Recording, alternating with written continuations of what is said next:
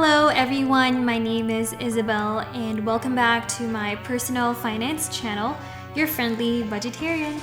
Freedom! So fresh, so new. Freedom! So for today's video, I know as you guys can see the title, it's gonna be my net worth update, and I know it has definitely been a while. I do apologize for that. And I think as I was looking back through my recent videos, my last net worth update was way back in April. So for sure, there's definitely a lot to catch up on. But I think for the previous months that I was not able to do my net worth update, I'm just gonna probably just give a quick summary. But I definitely would just want to talk further more on my July net worth. So in the upcoming videos that I will be uploading, it's really more of just the update, at least for the past 2 to 3 months that I was gone here. I am working towards filming a sit-down video and showing myself. It's just that unfortunately I just found out that my camera is having some issues, so I have yet to fix that, and that's probably gonna cost another couple of dollars in my budget for the month of September, so we'll see. But for now, I am gonna talk about the my net worth update for the month of July. So without further ado, let's get started. All right, so first things first is that let me go ahead and, again, my last net worth update was back in April. So with regards to my student loans, it is now down to, well, it was down to $11,000 for the end of July. I have paid about, again, since last of April, about almost $12,000.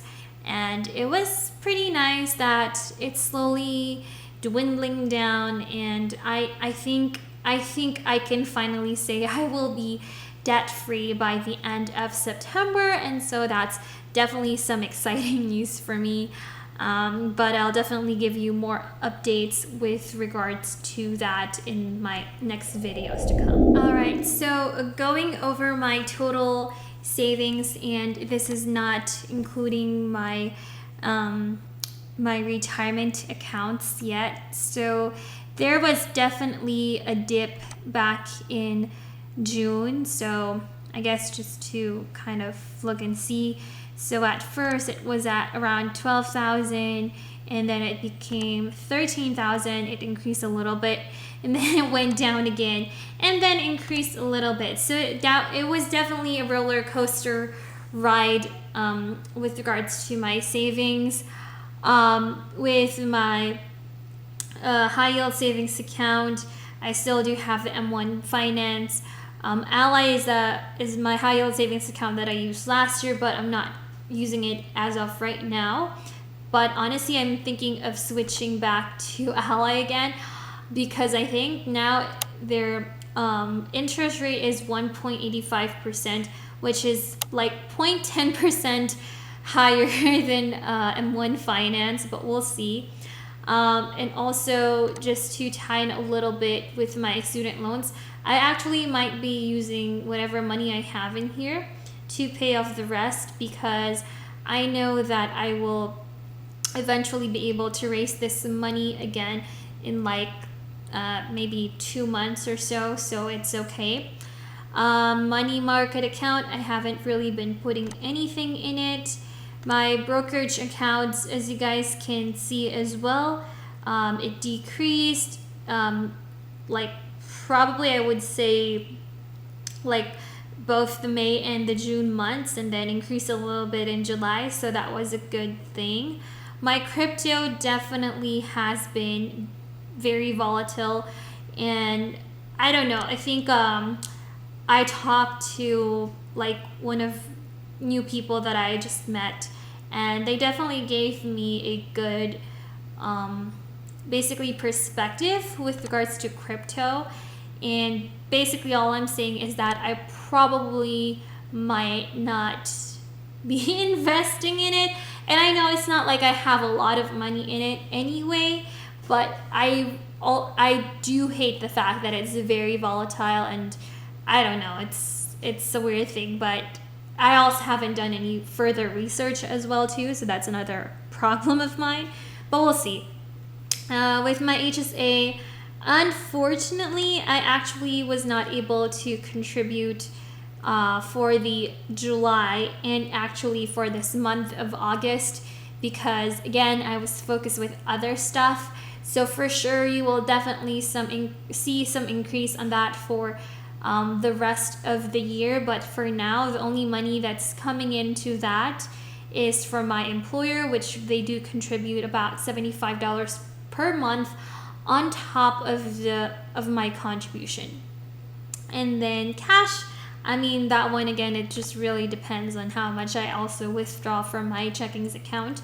But for the most part, at least it has grown a little bit. So from 12,000 back in April, it went back up to 13,000 and then went down in June. And then now it's back up again for the month of July. So it's about $13,492 for my savings account. All right, so going over towards my retirement account. So again, this is for the month of July, for June, and then May.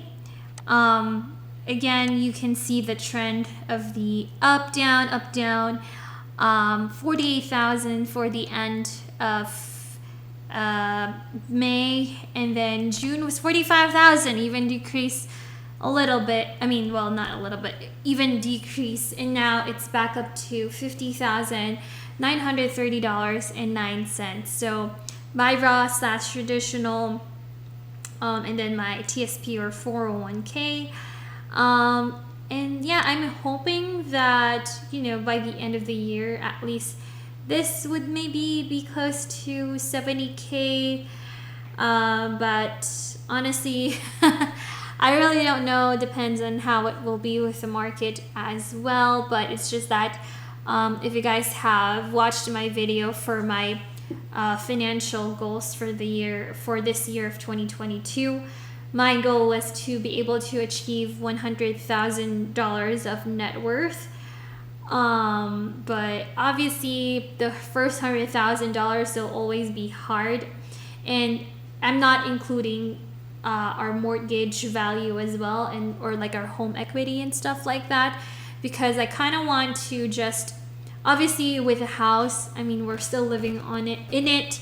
It's not like we're going to be selling the house. So I definitely would want to achieve $100,000 net worth without counting our house. But for now, it's at 50,000, or I mean, retirement wise. So we'll see how it goes. But for sure, once I pay off my loans, I will definitely be increasing my contributions for my 401k. And in fact, I will actually make a video about it. I would like to do a sit down video wherein I will explain like all the things that I would want to do once I become debt free, and then basically also what my celebration would be. So I will explain that also in a separate video as well. But yeah, for now, basically for my total retirement, I am happy to say at least that I have achieved 50% of what my goal is for the year of 2022. All right, so last but not the least is the actual calculation of net worth. So as you guys know, it's basically your assets minus your liabilities. So for the month of May, I was able to have $41,518, and that was a net worth change of $5,951 from the previous month. Unfortunately, for the month of June, I mean, even though it increased, the net worth change was only $1,552. I mean, technically, I did pay about $4,500 just basing off from my student loans. But the thing is, with the market being down around that time, that's why my net worth change was only $1,500. And then lastly, for the month of July, so I had my net worth is at $53,422.49. And this is what I posted when I also got back on my Instagram, saying that I finally achieved $50,000 of net worth without, not including, again, the house nor my car value. So I'm very proud of that. For sure, if I do include my house value, it's gonna be 6 digits. But again, since we're living in it, I kind of really don't want to include that in the net worth yet. Or we'll see. I don't know. Maybe for next year I will, but for now I just don't feel like including it yet.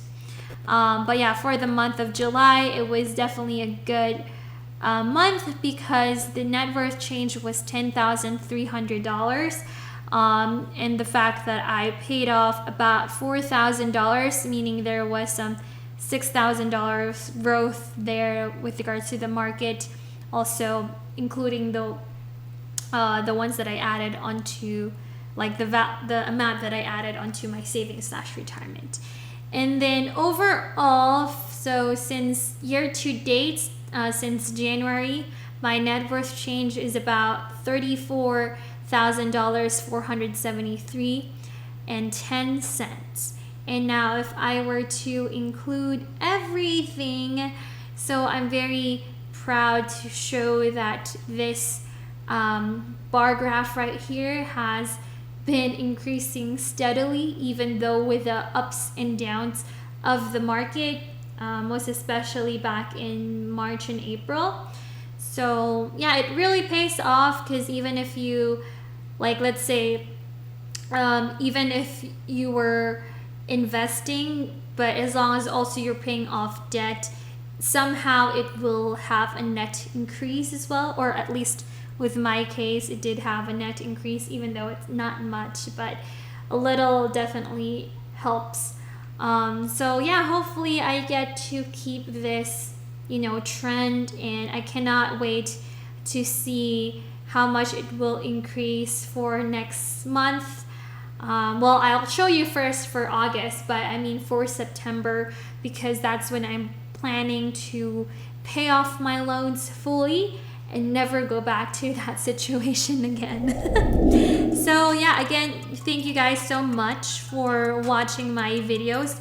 And if you guys are interested to know more on how I do my finance, please click the thumbs up button, subscribe to my channel if you haven't already, and click the notification bell so that you guys will be notified as soon as I upload a new video. And so with that said, I hope that you guys have a fantastic day, and I will see you guys in my next video. Bye! Yeah, yeah, yeah, yeah, yeah, yeah, yeah.